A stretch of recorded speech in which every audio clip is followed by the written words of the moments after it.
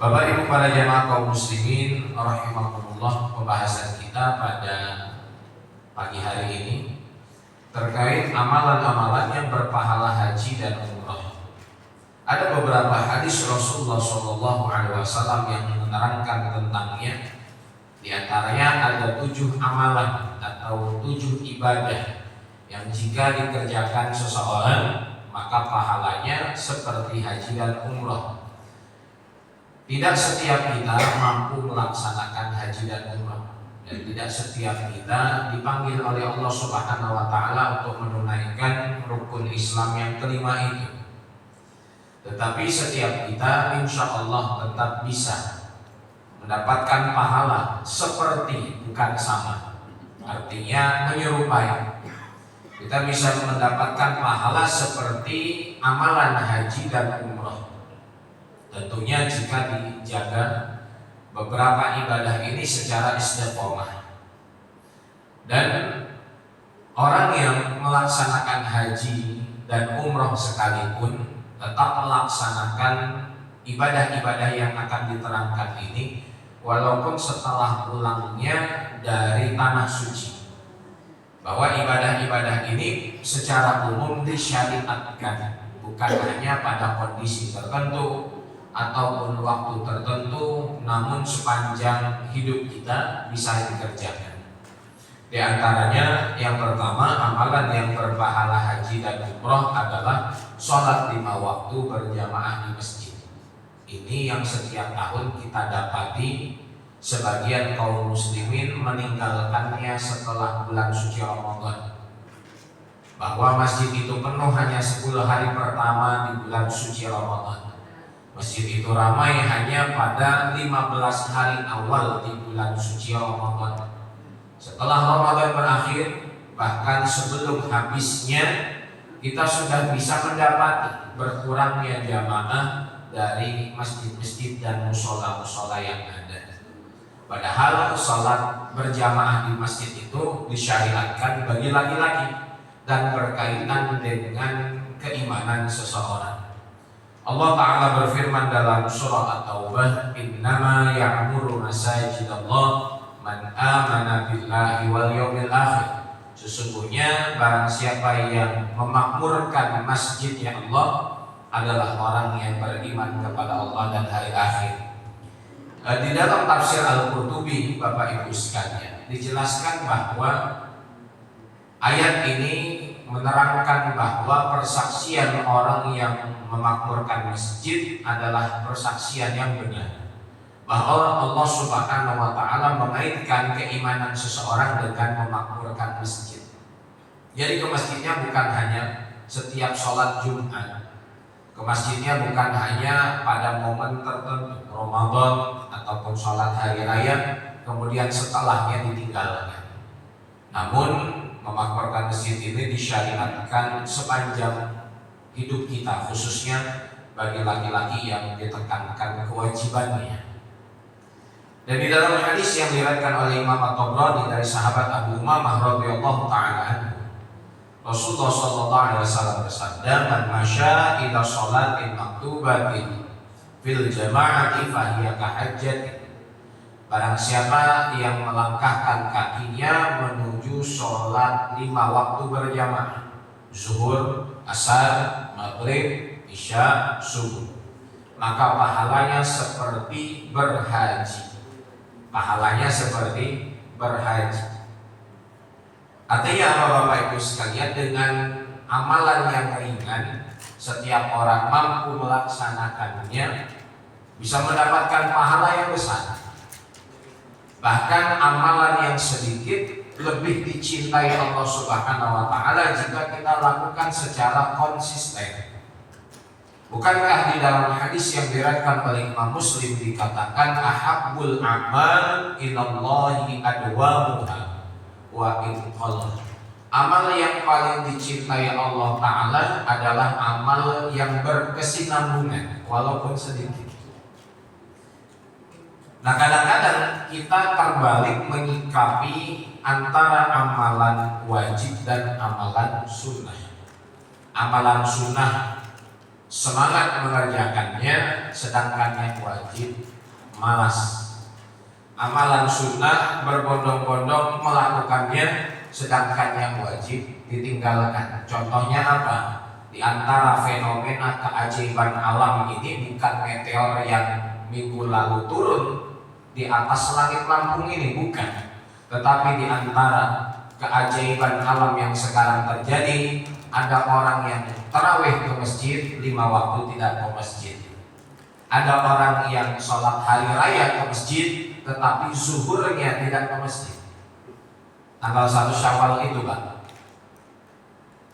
sholat hari rayanya ke masjid, tetapi ketika zuhurnya tidak sholat. Kenapa? Lebarannya belum selesai. Ini fenomena alam yang terjadi saat ini. Kalau bisa masuk ke UNESCO, dia akan menjadi keajaiban dunia ke-9. Orang muslim tidak sholat ke masjid. Laki-laki merasa cukup sholat di rumahnya. Ini penting Bapak Ibu sekalian. Karena apa? Karena masjid adalah jantung umat Islam. Masjid adalah benteng terakhir keimanan kaum muslimin. Ketika masjid ini sepi, ketika masjid ini kosong jamaahnya, menunjukkan kerenggangan persatuan umat Islam. Buktinya apa? Israel yang kecil saja kita tidak mampu lawan. Padahal umat Islam ini besar, umat Islam ini ramai. Maka dikatakan orang-orang Yahudi itu takut kepada umat Islam ketika melihat 5 waktunya sama dengan sholat Jumat, tetapi sampai hari ini belum tercapai. Oleh karena itu Bapak Ibu sekalian, ada salah satu masjid di Antasari. Setelah pom bensin Antasari, kita belok kiri. Nama masjidnya Darul Muslimin. Masjid Darul Muslimin itu sholat subuhnya saja 12 shaf, 13 shaf. Dan satu shaf itu isinya bisa lebih dari 50 orang. Sholat maghribnya luber sampai keluar. Padahal yang sholat kakek-kakek tua, bapak-bapak kampung yang tidak pernah mengecam pendidikan pesantren, bukan ustadz apalagi ulama. Tetapi kenapa masjidnya bisa makmur sedemikian rupa? Nah, itu kembali kepada kesadaran masing-masing. Pernah nggak masjid kita ini sholat subuhnya sampai pintu ibu-ibu belakang? Belum. Nah, ini target kita bersama Bapak Ibu sekalian. Jadi yang pertama harus dipahami bahwa setiap laki-laki harus memakmurkan masjid, menjaga sholat 5 waktunya berjamaah. Berjamaahnya bukan di toko, berjamaahnya bukan di dalam kantor, berjamaahnya bukan di ruang meeting, tetapi di masjid. Kecuali memang konteks kita di negeri yang minoritas umat Islam, mau ke masjid setengah jam naik mobil. Kita dari kantor turun ke bawah, gulingin badan berapa meter sampai ke masjid. Oleh karenanya bukan hanya laki-laki yang menjadi kewajiban untuk memakmurkan masjid ini, tetapi semuanya sebenarnya dalam segala bentuk amalan yang disyariatkan. Contohnya belajar ngaji, ibu-ibu pun memakmurkan masjid, TPA, anak-anak pun memakmurkan masjid. Hanya saja 5 waktunya ditekankan untuk laki-laki. Dan yang kedua, bukan hanya yang dewasa. Jangan sampai Bapak Ibu sekalian kita lebih galak dalam urusan dunia kepada anak-anak kita ketimbang urusan akhirat. Ketika anaknya tidak sekolah, dimarahi orang tuanya. Ketika anaknya bolos, dijewer sampai melakukan sentuhan fisik. Ketika anaknya tidak naik kelas, ngamuk orang tuanya. Tetapi ketika anaknya tidak sholat, orang tua biasa-biasa saja. Mungkin ada di antara anak kita yang sudah umur 9 tahun, umur 10 tahun yang pagi ini tidak dibangunkan sholat subuh. Padahal Nabi Shallallahu Alaihi Wasallam memerintahkannya. Dalam hadis yang diriwayatkan Abu Daud, Nabi mengatakan, muru auladakum bis-shalah wa hum abna'u sab'i sinin wadribuhum 'alaiha wa hum abna'u 'ashrin. Perintahkan anak-anak kalian untuk melaksanakan sholat kalau usianya sudah sampai 7 tahun. Anak 7 tahun belum wajib sholat. Anak 7 tahun belum terbebani tanggung jawab sholat. Tetapi orang tua sudah wajib memasukkan perintah untuk sholat. Adapun pelaksanaannya mengikuti kemampuan anak itu. Dan ketika anak sudah sampai usia 10 tahun tidak melaksanakan sholat, diberikan sentuhan fisik, dipukul dengan pukulan yang mendidik, dijewer dengan yang tidak sampai berlebihan. Dan ini adalah pendidikan orang yang paling mulia di atas muka bumi ini, yaitu Nabi Muhammad SAW. Maka ketika hari ini cara mendidik anak bertentangan dengan syariat Islam, maka cara mendidik anak yang bertentangan itu harus ditinggalkan. Sekarang kan anak itu kalau salah nggak boleh dimarahi, anak itu kalau nakal nggak boleh dijewer, apalagi dipukul. Nah, ini adalah bertentangan dengan syariat Islam karena sentuhan fisik itu harus ada. Bahkan pendidikan tahun 90 itu jauh lebih bagus dibandingkan sekarang. Makanya anak sekarang banyak yang melambai. Kenapa melambai? Karena orang tuanya lemah. Karena orang tuanya tidak berani memukul. Makanya bapak-bapak ini saya yakin anak-anak tahun 70-an yang ke masjid ini. Bapak-bapak ini anak-anak yang di zaman itu masih merasakan rotan, sapu, tali pinggang, bahkan lain-lain. Tapi anak sekarang, oleh karenanya ini penting Bapak Ibu sekalian.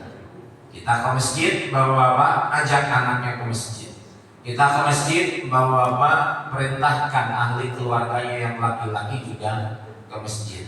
Masjid ini harus dominan dengan pemuda, bukan hanya yang berjiwa muda. Karena kemajuan agama di masa akan datang bergantung dengan anak muda hari ini. Jadi yang kita harapkan untuk menjadi generasi emas di masa akan datang yang umur 7 tahun sekarang apa yang 70 tahun sekarang? Yang 7 tahun. Yang kita harapkan membela kita di akhirat nanti adalah investasi kita, anak cucu keturunan kita.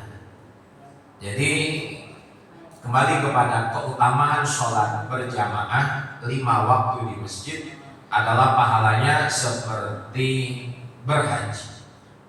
Tapi bukan berarti nanti Bapak pulang ke rumah ditanya oleh orang, dari mana Pak? Dari pulang haji? Bukan. Dari pulang sholat berjamaah. Dan kemudian Bapak Ibu sekalian, rahimakumullah, keutamaan yang lain juga bisa didapat kalau kita melaksanakan sholat sunnah duha di masjid. Nah ini keunikan sholat sunnah duha. Secara umum sholat sunnah yang dikerjakan sendiri itu disyariatkan di rumah, seperti qobliyah ba'diyah, tahajud, kemudian sholat taubat, sholat hajat, dan lain sebagainya. Tetapi sholat sunnah duha ini kalau kita kerjakan di masjid memiliki keutamaan seperti pahala haji. Hadis yang diriwayatkan oleh Abu Daud menerangkan man kharaja min baitihi mutatahhiran ila sholatin maktubatin.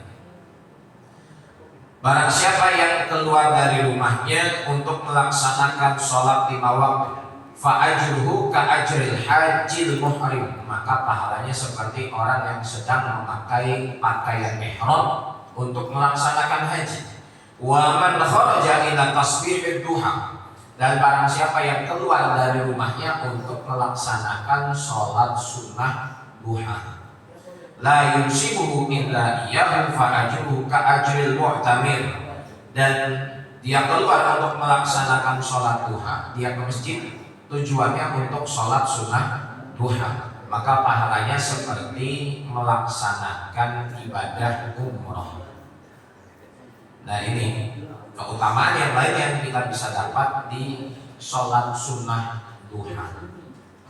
Maka kalau kita dari rumah terburu-buru pergi ke kantor ataupun pergi untuk kerja, sampai di sana sekiranya kita bisa sholat duha di masjid terdekat ataupun di musola terdekat, maka laksanakan terlebih dahulu. Ini pertama, amalan yang berpahala haji dan umrah, yaitu melaksanakan sholat 5 waktu di masjid. Kemudian Bapak Ibu sekalian, yang kedua yaitu melakukan sholat sunnah isyraq atau sholat sunnah syuruk. Jadi syuruk itu adalah ibadah yang dilaksanakan pada waktu tertentu saja. Sholat sunnah isyraq ataupun syuruk adalah ibadah yang memiliki waktu sebentar, singkat. Maka kita harus menjaganya agar bisa mendapat sholat sunnah syuruk itu. Walaupun dia tidak wajib, dia bukan satu ibadah yang diwajibkan, tetapi pahala keutamaannya sangat besar. Dalam hadis yang diriwayatkan oleh Imam At-Tirmizi, sahabat Anas bin Malik radhiyallahu taala anhu meriwayatkannya bahwa Rasulullah bersabda, "Man shallal qada fi jama'ati." Barang siapa yang melaksanakan sholat subuh berjamaah, tsumma qa'ada yadhkurullaha ta'ala hatta tatlu'a syamsu, kemudian setelahnya dia berdiam, berzikir kepada Allah sehingga matahari terbit. Tsumma shalla raka'atain, kemudian dia lakukan sholat 2 rakaat. Kana lahu ka'ajri hajjatin wa umratin, maka pahalanya seperti melaksanakan haji dan umroh sekaligus. Sholat sunnah syuruk. Bahkan Nabi mengatakan, wa qala tamatin. Nabi mengulangi sampai 3 kali, pahalanya seperti ibadah haji dan umroh yang diterima. Nah, dari hadis ini secara zahir sholat sunnah isyraq memiliki 3 syarat. Yang pertama, harus mengerjakan sholat subuhnya berjamaah, ya tentunya ini di masjid. Yang kedua, setelah sholat subuh tidak pulang, entah pengajian itu, entah tadarus Al-Quran itu, entah berzikir secara individual, ataupun melakukan aktivitas lainnya di dalam masjid yang berkaitan dengan ibadah sampai matahari terbit. Dan setelah matahari terbit tidak langsung sholat, tetapi menunggu 15 menit darinya sehingga masuklah sholat sunnah isyraq. Jadi kalau ada waktu penanda sholat di masjid-masjid kita yang digital itu, biasanya ada tulisan syuruk atau isyraq dan ada tulisan terbit atau tulu. Maka terbit itu waktu yang masih masuk dalam waktu larangan sholat. Jadi kita tunggu dulu sampai 15 menit ke depan. Nah, setelah itu baru masuk waktu sholat sunnah isyraqnya. Ataupun kalau kita ingin menghitung waktu sholat sunnah isyraq dari waktu subuh, maka sekitar 90 menit dari waktu sholat fardu subuh. Kalau subuhnya sekarang jam 4:44, maka 90 menit ke depan masuk waktu sholat sunnah isyraq. Nah, itu penjelasannya. Dan terkait perbedaan pendapat, sholat sunnah isyraq ini memiliki 2 pendapat yang dikemukakan oleh para ulama. Yang pertama, sholat sunnah isyraq itu adalah sholat sunnah yang tersendiri, bukan duha. Jadi memang dia sholat sunnah yang berdiri sendiri. Isyraq ya isyraq. Begitu yang dijelaskan oleh Imam Al-Ghazali. Tetapi kalau mengikuti pendapat Imam Ibnu Hajar Al-Haytami bahwa sholat sunnah isyraq itu adalah sholat sunnah duha. Artinya sholat isyraq dan sholat duha sama. Kenapa? Karena sholat sunnah isyraq sudah masuk waktu awal sholat sunnah duha. Begitu. Jadi kalau dikatakan sholat sunnah isyraq tidak ada sama sekali, itu pun keliru. Karena memang ini adalah pendapatnya para ulama. Jadi tetap ada yang mengatakan sholat sunnah isyraq itu tersendiri, ada juga yang mengatakan bahwa dia termasuk sholat sunnah duha. Maka kalau kita tidak bisa kerjakan setiap hari, tidak masalah, karena dia adalah sholat sunnah dan laksanakan semampunya. Mungkin ketika berkaitan atau bertepatan dengan pengajian subuh, silakan laksanakan sholat sunnah isyraq setelahnya, ataupun 1 minggu sekali, ataupun 1 bulan beberapa kali, laksanakan semampunya. Jangan pula sholat sunnah isyraq ini menyusahkan kita, sehingga kewajiban yang lain mungkin terbengkalai. Ada yang harus mengurus anak-anaknya untuk persiapan sholat, untuk sarapan suaminya, maka ibu-ibu silakan walaupun belum sampai waktu syuruk boleh pulang ke rumah. Nanti di rumah sambil mempersiapkan kewajibannya kepada suami dan kebutuhan anak-anaknya, masuk waktu isyraq silakan kerjakan sholatnya di rumah. Dan bagi kita juga yang memang tidak sempat melaksanakan sholat sunnah isyraq, masih ada kesempatan untuk sholat sunnah duha. Jadi Bapak Ibu para jamaah kaum muslimin sekalian, 2 rakaat sholat sunnah isyraq berpahala double sekaligus, seperti haji dan umroh yang diterima. Oleh karena itu, catatan di sini penting kita sikapi bersama dengan baik.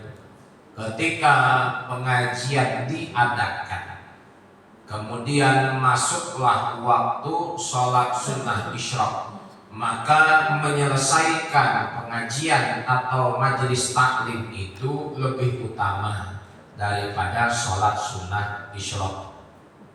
Karena di beberapa masjid saya pernah melihat ketika ustadznya sedang mengisi pengajian, masuk waktu isyraq, 1-2 orang jamaah keluar, 1-2 orang jamaah pergi ke belakang, justru menyelesaikan sholat sunnah isyraqnya ketimbang menyelesaikan pengajian. Padahal dalam hal ini pengajian justru lebih utama daripada sholat sunnah isyraq, walaupun pahalanya terlihat besar.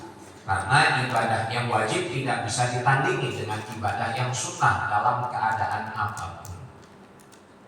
Jadi diselesaikan dulu saja pengajiannya, kemudian baru sholat sunnah isyraq.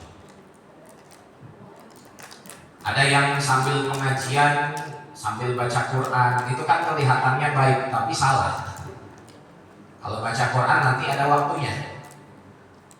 Sambil pengajian, sambil zikir pagi petang, atau sambil pegang tasbih zikir ratusan kali, ini keliru, karena itu ada waktunya. Nah, kembali kepada yang kedua, amalan yang berpahala seperti haji dan umroh adalah sholat sunnah isyraq. Kemudian Bapak Ibu sekalian, yang ketiga, sampai yang ketiga terlebih dahulu, kemudian nanti kita masuk ke tanya jawab. Di sini ada 7, berarti insya Allah kita bahas dalam 2 sesi. Yang ketiga, menghadiri majelis ilmu di masjid. Nah, ini penting. Bapak Ibu sekalian, dalam hadis yang diriwayatkan juga oleh Imam At-Tabrani dari sahabat Abu Umamah radhiyallahu anhu, Nabi SAW bersabda, "Man ghada ilal masjid la yuridu illa an yata'allama khairan aw yu'allima, kana lahu ka ajri hajin taman hajjatuhu." Siapa yang berangkat ke masjid untuk menuntut ilmu, ke masjidnya untuk belajar agama seperti ini, kita datang untuk pengajian, maka ia akan mendapatkan pahala seperti haji yang sempurna hajinya. Menuntut ilmu ini apa hukumnya? Wajib. Kewajibannya apa? Fardu ain. Kalau fardu ain itu konsekuensinya tidak bisa gugur sebab sebagian yang telah mengerjakan. Contoh, di kampung kita ini ada 500 orang yang menuntut ilmu 200 orang. Yang 300 kewajibannya belum gugur sebab yang 200 karena hukumnya fardu ain. Berbeda dengan halnya fardu kifayah. Di kampung kita ada 500 orang, meninggal 1 orang disolati oleh 100 orang, maka yang 400 tidak menyolati gugur kewajibannya sebab 100 orang tadi. Nah, penting untuk membekali diri kita dengan ilmu agama. Jadi selain kita semangat dalam beribadah, Bapak Ibu sekalian, ada hal lain yang harus diperhatikan, yaitu ilmu. Karena ilmu agama ini menjadi salah satu syarat keabsahan ibadah kita. Imam Ibn Ruslan mengatakan, wa kullu man bi ghairi ilmin ya'mal a'maluhu mardudatun la tuqbal. Setiap orang yang beramal tanpa ilmu, amalnya tertolak dan diterima. Saya berikan analogi sederhana dalam pekerjaan yang kita jalani sekarang ini. Bapak ada yang berprofesi PNS, Bapak ada yang berprofesi guru, Ibu ada yang bekerja di perusahaan swasta. Setiap kita memiliki pekerjaan itu karena ada ilmunya. Kita diterima di pegawai negeri karena memiliki ijazah dan kapasitas, tentunya kemampuan dalam bekerja. Kita diterima sebagai guru karena sarjana pendidikan. Insya Allah tidak ada yang jadi guru sarjana pertanian, ya, pendidikan. Nah, begitu juga ada yang menjadi akuntan. Kenapa? Karena dia mahir dalam menghitung. Ada yang menjadi konsultan dan lain sebagainya. Setiap kita bekerja karena memiliki ilmu. Tanpa ilmu itu mustahil kita diterima kerja. Tanpa ilmu itu mustahil kita bisa menjalani pekerjaan saat ini. Nah, kalau untuk urusan dunia saja harus dibekali dengan ilmu, apalagi tentang urusan akhirat. Nah, saya pernah mengisi pesantren kilat, Bapak Ibu, di salah satu SMA Islam. SMA ini 90% lebih anak-anaknya sudah dewasa, baligh. Kemudian di pesantren kilat itu menerangkan tentang syarat sahnya sholat. Di antara syarat sah sholat itu adalah suci dari hadas kecil dan hadas besar. Dan saya tanya kepada anak-anak SMA itu, apa rukun mandi wajib? Karena ketika mandi wajib itu tidak benar, maka hadas besarnya tidak hilang. Maka ada yang bilang cuci tangan, ada yang bilang cuci muka, ada yang bilang berwudu. Nah, padahal itu sudah kita tempatkan di sekolah Islam, masih saja keliru dalam kewajiban mandi besar. Nah, apalagi anak-anak kita yang bukan di sekolah Islam. Makanya kewajiban mengajarkan agama itu bukan guru PAI. Kewajiban mengajarkan agama itu orang tua kepada anak-anaknya. Kadang kita sebagai seorang suami sibuk mencari nafkah luar biasa, mengabaikan satu kewajiban ini, yaitu mendidik istri dan anak-anak dengan ilmu agama. Oleh karenanya Bapak Ibu sekalian, jika kita belum mampu untuk mengajarkan, maka jadilah terus orang yang belajar.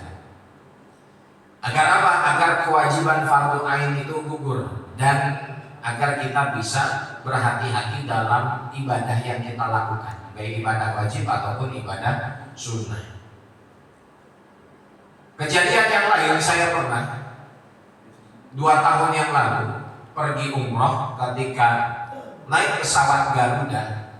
Di sebelah kiri saya ada seorang bapak yang masih berusia muda, mungkin umur 40-an.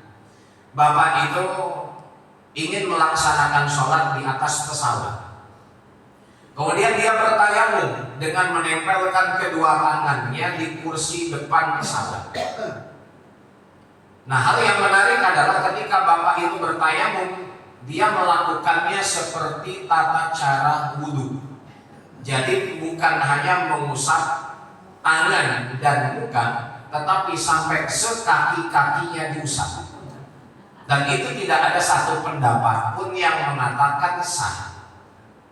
Bayangkan jika beliau melakukan seperti itu hingga akhir hayatnya. Padahal di tengah-tengahnya itu akses ilmu agama sangat mudah. Kan kita ini bukan tinggal di hutan, kita ini bukan tinggal di pedalaman, kita ini bukan suku Baduy yang tidak tahu ilmu agama sama sekali. Di lingkungan kita banyak para ulama. Nah, jika dilakukan seperti itu semasa haji dan umroh, nanti ibadahnya bisa fatal. Pernah juga ketika membimbing jamaah umroh lainnya, itu ketika kita tawaf, selesai tawaf biasanya minum air zam-zam, kemudian mau naik ke sa'i. Selesai tawaf kita cek kembali jamaah itu, ternyata kurang 1 orang. Nah, mana bapak ini 1 orang? Kita cari nggak ketemu. Akhirnya kita memutuskan untuk menyelesaikan sampai tahallul dulu, kemudian kita lanjutkan cari bapak itu. Setelah tahallul lanjut cari bapak itu, nggak ketemu juga. Balik ke hotel, ternyata bapak itu sudah di hotel. Bapak itu setelah tawaf langsung ke hotel, capek katanya. Padahal dia belum tahallul, langsung ganti pakaian ihramnya dengan baju yang berjahit. Padahal dia posisinya masih dalam keadaan ihram. Artinya apa? Artinya dia harus menyelesaikan, karena ibadah umroh ini tidak bisa dibatalkan dengan sesuatu apapun. Beda dengan sholat. Sholat kentut batal, tinggal wudhu lagi, ulangi sholatnya. Wudhu kentut batal, tinggal wudhu lagi. Kalau ihram di pertengahan belum selesai, harus diselesaikan, tidak bisa dibatalkan. Walaupun orang tuanya meninggal misalnya, kemudian dia harus pulang ke Indonesia, posisinya sedang melaksanakan ihram, maka harus diselesaikan hingga tahallul baru dia pulang. Kalau enggak, dia akan masih dalam kondisi ihram sampai pulang ke Indonesia. Kalau pulang ke Indonesia masih dalam keadaan kondisi ihram, maka masih berlaku larangan ihram. Nah, artinya apa? Ilmu-ilmu yang dasar seperti itu kita perlu tahu, bukan satu hal yang harus dipelajari dalam keadaan tertentu saja. Oleh karenanya membekali diri dengan ilmu agama ini wajib Bapak Ibu sekalian. Kembali kita cek bagaimana bacaan sholat saya, bagaimana ruku saya, bagaimana bersuci saya, bagaimana cara saya istinja. Nah, laki-laki misalnya Bapak Ibu sekalian yang harus memastikan ceboknya bersih dari buang air kecil khususnya, karena kebanyakan azab kubur itu dari tidak bersih kencing. Makanya kalau kita pergi ke, mohon maaf, kalau kita pergi ke dokter urologi, kebanyakan pasiennya laki-laki yang kena prostat dan semisalnya. Ini bukan satu tuduhan, tapi kebanyakan. Salah satu penyebab prostat itu di dalam Islam adalah kencing berdiri. Dan Nabi SAW 1400 lebih tahun yang lalu telah memerintahkan kita la yabulanna ahadukum qa'imah. Janganlah salah seorang dari kalian kencing berdiri. Jadi bukan hanya perempuan yang jongkok Bapak Ibu, tapi laki-laki pun diusahakan seperti itu. Kecuali dalam kondisi tertentu yang memang dia tidak mampu kencing dengan duduk ataupun jongkok. Dan ilmu lainnya, maka penting mencari ilmu mulai dari buayan hingga liang lahat. Dan mudah-mudahan sholat, puasa, zakat, bahkan nanti yang akan datang insya Allah ibadah kurban akan kita laksanakan bersama. Itu pun ilmunya kita harus tahu sempurna dari awal hingga akhirnya. Dan yang terakhir juga, yang baru-baru ini di 10 hari akhir Ramadan kemarin, setelah saya menjelaskan tentang zakat fitrah, kemudian satu takmir masjid datang ke saya sebelum pulang. Wajahnya cukup pucat. Dia bilang, Ustadz, ternyata panitia masjid yang menganggap dirinya sebagai amil ini nggak berhak menerima zakat ya Ustadz. Nggak berhak. Jadi selama ini saya selalu menjadi ketua pembagian zakat fitrah, dan saya selalu membagikan zakat fitrah kepada panitia-panitia yang saya anggap mereka itu amil. Artinya mereka mengambil hak fakir miskin. Maka amil yang berhak menerima zakat itu harus memiliki syarat tertentu, bukan hanya diangkat oleh pengurus masjid, tapi amil yang sah diangkat oleh pemerintah, dan nanti ada prosedurnya. Nah, sehingga panitia zakat yang mengurusi zakat fitrah kalau hanya diangkat oleh pengurus masjid, dia bukan amil yang berhak menerima zakat. Dia adalah hanya wakil dari orang-orang yang menunaikan zakat. Dan banyak perbedaannya antara panitia dengan amil yang sah. Dan itu bukan hanya 1-2 masjid. Daerah Wehalim ini pun ada masjid yang bahkan ketika pembagian zakat, beras zakatnya itu dimasak untuk konsumsi panitia. Itu luar biasa, ngeri. Kenapa? Karena kita mengambil yang bukan hak kita. Nah, maka dari itu pentingnya untuk bertanya, pentingnya untuk ngaji, pentingnya untuk belajar. Maka kita di sini sama-sama belajar agar bagaimana bisa mendapatkan ilmu agama yang bisa menggugurkan kewajiban kita bersama. Dan mudah-mudahan kita mendapatkan pahala dari beberapa ibadah yang kita lakukan, seperti halnya orang yang melaksanakan haji dan umrah. Baik, sampai yang ketiga terlebih dahulu Bapak Ibu sekalian. Dan dari sini kurang lebihnya penyampaian tentang 7 amalan yang berpahala haji dan umrah. Jika ada yang ingin ditanyakan yang mampu saya jawab, wallahu ta'ala a'lam bishawab. Silakan. Bahkan ibu barangkali Saya Pak, ya, Pak Ustadz. Ya. langsung.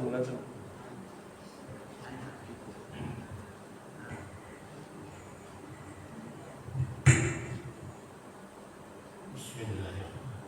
Assalamualaikum warahmatullahi wabarakatuh. Waalaikumsalam. Izin Pak Ustadz ingin bertanya, mohon nanti informasinya bahwa ada yang mengatakan sholat itu kalau tidak memenuhi syarat, ada 4 syarat yang diperlukan, maka sholatnya tidak sah. Jadi yang pertama Pak Ustadz, waktu kita takbiratul ihram itu adalah pembukaan sholat. Jadi kalau memang kita di dalam hati aja yang kita ucapkan, tidak keluar, paling tidak telinga kita sendiri yang mendengarnya. Kemudian yang kedua, bacaan Al-Fatihah, karena ini adalah rukun sholat. Itu harus kita sama supaya agak terbuka dan telinga kita bisa mendengar. Kemudian yang ketiga Pak Ustadz, pada saat tahiyat akhir, lebih-lebih kita mengucapkan salawat Nabi Yang keempat Pak Ustadz, masalah penyelesaian sholat, yaitu Assalamualaikum, paling tidak sebelah kanan harus ada suaranya. Saya kira itu yang Pak Ustadz saya ingin tanyakan, bagaimana menurut pendapatan Pak Ustadz, apakah benar atau tidak. Terima kasih. Assalamualaikum warahmatullahi wabarakatuh. Baik, tentang syarat-syarat sahnya sholat. Jadi Bapak Ibu sekalian, ada dua hal kewajiban di dalam sholat. Sebenarnya kalau kita bahas secara detail, dua itu bisa bercabang. Yang pertama syarat, yang kedua rukun. Syarat di dalam sholat ada syarat wajib. Kalau tidak terpenuhi, orang tersebut tidak berkewajiban sholat. Contohnya berakal, orang gila maka tidak wajib sholat. Yang kedua syarat sah. Kalau tidak terpenuhi, maka sholatnya tidak sah. Di antaranya wudhu atau bersuci. Maka wudhu itu harus ada dari sebelum sholat hingga akhir sholat. Nah, sedangkan rukun adalah kewajiban yang harus dilaksanakan saat sholat. Dan rukun sholat itu ada 15 di dalam pendapat yang muktamad, walaupun sebagian ulama mengatakan 16 sampai 17 rukun sholat. Nah, dari 15 rukun sholat tersebut terbagi menjadi beberapa bagian, dan yang disebutkan Bapak tadi termasuk rukun qauli. Rukun qauli adalah kewajiban di dalam sholat yang harus dilafazkan atau diucapkan. Jadi dia tidak bisa hanya dibesitkan di dalam hati. Di antaranya takbiratul ihram, membaca Al-Fatihah, kemudian sampai mengucapkan salam. Itu semua masuk ke dalam rukun qauli yang harus diucapkan. Kecuali yang sholat orang bisu ya Pak, ini berbeda karena kasusnya khusus. Tapi kita yang normal maka wajib melafazkan, mengucapkan rukun qauli tadi. Jadi kalau ada orang yang sholat takbiratul ihramnya tidak membuka mulut sama sekali, artinya tidak qomat kamit, tidak mengucapkan, maka belum dianggap sah. Al-Fatihahnya dibaca di dalam hati, ya tidak sah. Kemudian ucapan salamnya tidak dilafazkan, juga tidak sah.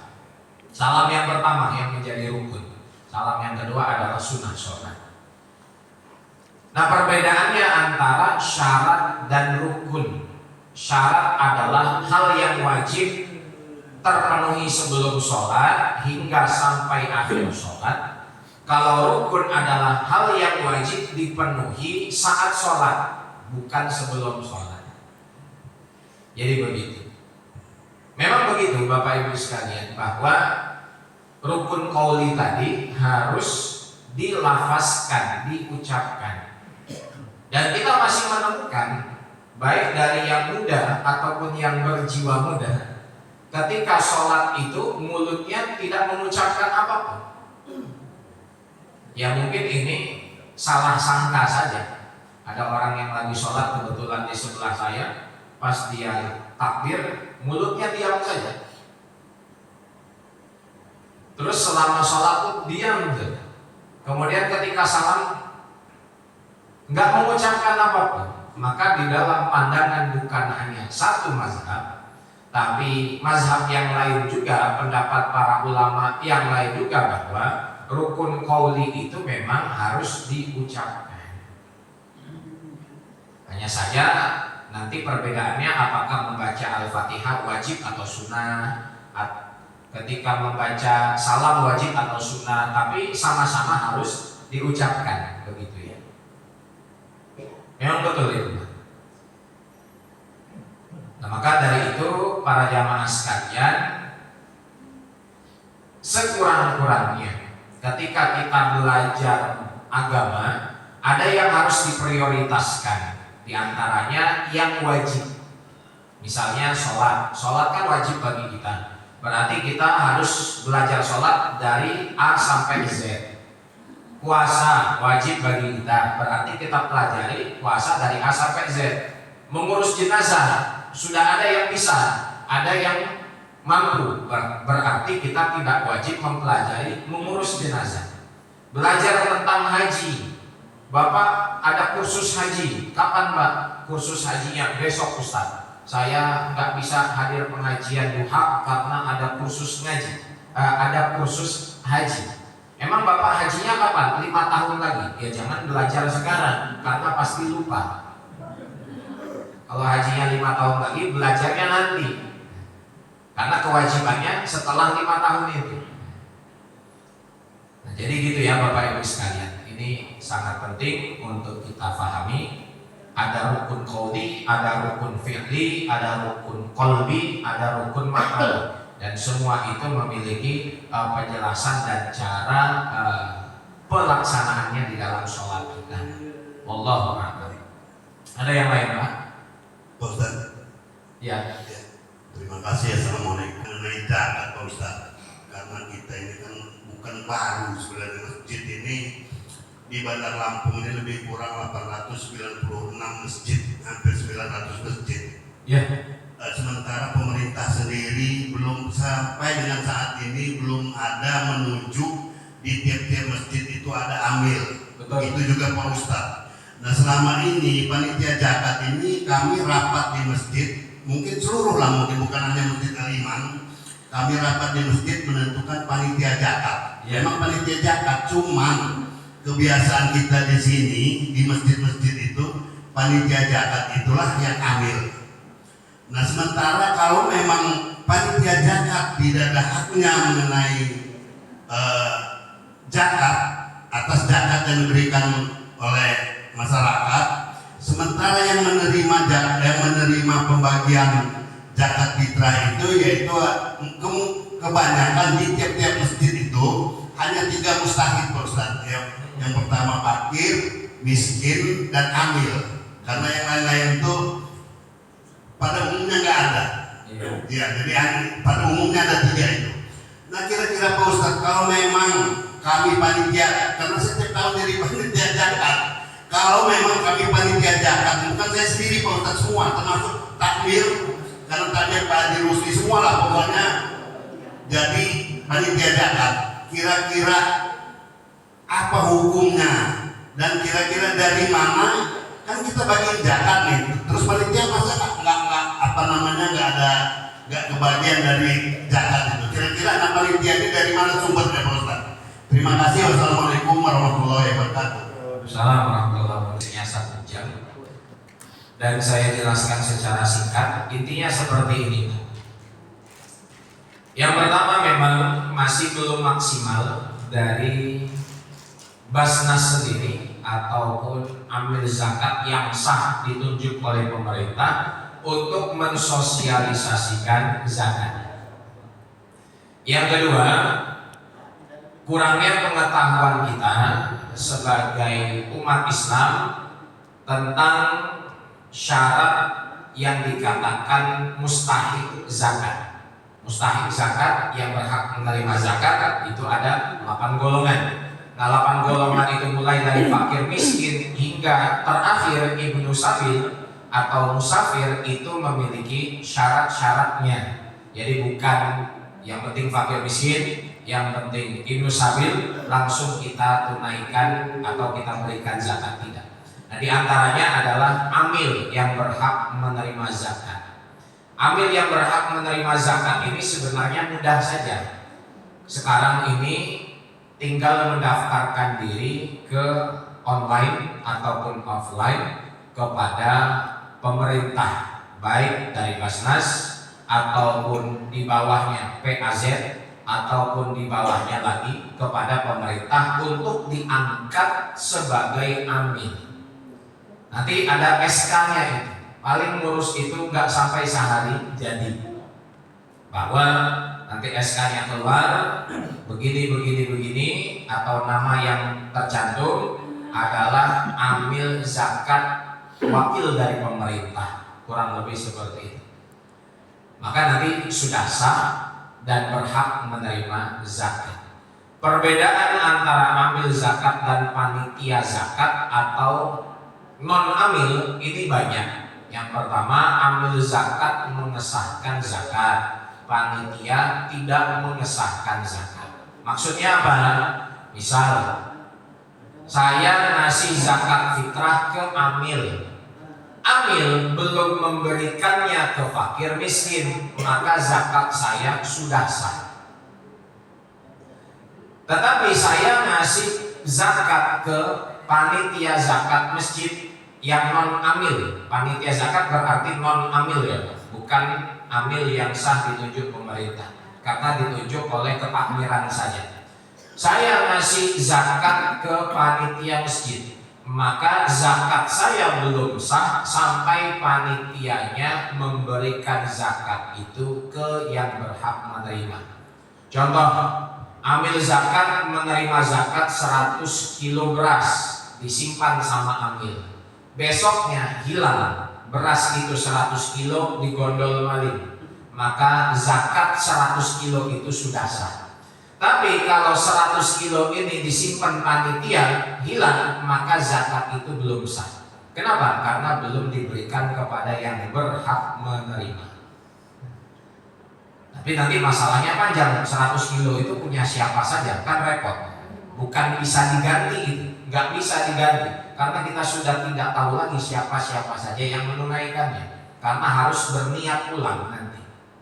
Yang kedua, bahwa amil zakat berhak menerima zakat walaupun orang kaya, sedangkan panitia zakat tidak berhak menerima zakat walaupun orang miskin. Maka ketika panitia mengurusi zakat, dia mendapatkan zakat, maka panitia mendapat zakat itu sebab status yang lain, bukan sebab menganggap dirinya sebagai amil. Contohnya panitianya ada yang fakir, ada yang miskin, berarti dia dapat zakat karena status fakirnya, status miskinnya, bukan status sebagai amil. Itu baru sah. Kemudian yang ketiga,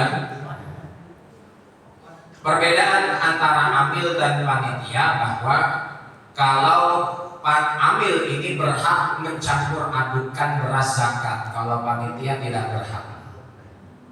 Jadi beras yang sudah diberikan pada setiap muzaki, orang yang menunaikan zakat, ada yang nitip 5 kilo, 10 kilo, sekarung, 2 karung, itu nggak boleh kita oplos, Pak. Ada sebagian masjid yang dikeluarin lagi beras itu dari plastiknya, karung-karungnya ditimbang ulang, dibungkus ulang. Ini salah, karena kita bukan amil. Kenapa? Tidak boleh, karena kan zakatnya belum sah. Karena kita itu sebagai orang yang dititipi. Contoh, saya nitip ke bapak, Pak, saya nitip uang 100.000, tolong kasih ke ibu saya. Untuk apa, Ustaz? Ibu saya mau beli beras. Saya nitipnya 100.000. Mana yang benar, orang yang dititipi ini memberikan 100.000 itu ke ibu saya, atau dia belikan beras kemudian dikasih ke ibu saya? Mana yang benar? Dibelikan beras langsung atau ngasih sesuai titipan? Ngasih sesuai titipan. Tapi kan Ustaz bilang untuk ibunya beli beras, kenapa nggak saya langsung beliin beras saja? Oh, nggak bisa, karena kita yang dititipi saja. Orang yang dititipi nggak berhak mengutak-atik barang titipan. Kita panitia dititipi zakat, nggak boleh dicampur, atau berasnya dijual aja lah, dijadiin uang semua, nggak boleh juga. Ataupun berasnya dioplos, nggak boleh. Ataupun dibeliin sembako aja lah, daripada beras terus, nggak ada inovasi, sembako aja sekali-kali zakat fitrahnya, nggak boleh juga.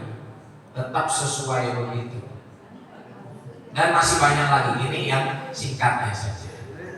Jadi begitu. Nah, kemudian solusinya, karena panitia zakat yang non-amil perlu ongkos, perlu biaya, ada administrasi, maka diambil menurut kesepakatan dari infak sedekah. Kalau panitia zakatnya nggak mau ngambil sama sekali, lebih bagus Pak. Udahlah, ini kan cuma setahun sekali, saya kerjanya karena Allah aja. Itu lebih bagus. Tapi kalaupun harus dikasih kopinya, makan siangnya, dan lain-lainnya, diambil menurut kesepakatan dari infak sedekah masjid. Baik yang dikumpulkan di dalam kas masjid ataupun yang diterima ketika penerimaan zakat. Kan ada ya Bu, ada yang ngasih infak, ada yang sedekah. Nah maka itu nanti tinggal dikasih menurut kesepakatan. Satu orang ngurusin zakat ini 10 hari, per harinya dikasih berapa? Oh 20.000, tinggal dikalikan 10. Oh dikasihnya 30.000, tinggal dikalikan 10, begitu saja. Dan yang sebenarnya amil itu bekerjanya 1 tahun, bukan 10 hari saja. Makanya ini ada beberapa perbedaan antara amil yang sah dan yang tidak. Bukan berarti yang bapak-bapak lakukan itu salah, tidak. Panitia walaupun non amil melakukan hal yang mulia, karena kita membantu kewajiban orang lain yang bukan kewajiban kita. Kewajiban menunaikan zakat itu dari siapa? Dari diri kita sendiri langsung ke fakir miskin. Tetapi kita membuat satu grup panitia pengurus zakat. Artinya kita membantu kewajiban yang memang kalau kita tidak mengurusi zakat kita tidak wajib juga. Karena kan kewajiban itu individual. Nah, namun dalam mendistribusikan zakat atau mengurusi zakat, kita mesti memperhatikan ilmu-ilmunya tadi agar yang bukan menjadi hak kita tidak kita makan, begitu ya. Wallahu ta'ala a'lam. Mungkin itu ya Bapak Ibu sekalian yang bisa saya jawab terlebih dahulu. Nanti dekat Ramadan tahun depan kita bisa bahas secara tuntas tentang zakat fitrah, zakat mal yang terutama banyak kita masih keliru cara menunaikannya. Dan terkait zakat fitrah tadi, kalau sebagian ulama sekarang lebih condong ke 2 asnaf atau 2 orang yang berhak menerima zakat saja. Jadi zakat fitrah itu diberikan kepada fakir miskin saja. Yang lain-lain itu jarang yang ada. Kalaupun kita sebagai amil, maka bagian amil itu pun ada ketentuannya. Bukan zakat 100 juta, 50 juta bagian amil, bukan. Tapi ada ketentuannya. Bagian amil itu hanyalah sekadar upah normal orang kerja. Harian berapa? 40.000, 50.000, itu bagian amil. Begitu. Jadi bukan bagian amil semau-mau, tidak. Atau amil yang dapat paling besar. Justru sekarang ini kita lebih fokus kepada 2 golongan tadi, fakir miskin ini. Gitu. Mudah-mudahan bermanfaat. Mohon maaf atas segala kekurangan. Usikum wa nafsi bittaqwallah. Mohon maaf atas keterlambatan. Udah offset ini waktunya Bapak Ibu. Yang benar hanya datang daripada Allah Ta'ala, kesalahannya dari saya. Wassalamualaikum warahmatullahi wabarakatuh. Dalam kehidupan kita kesehariannya. Dan saya mohon maaf banyak salahnya, dan kita tutup dengan mengucapkan Alhamdulillah Rabbil Alamin.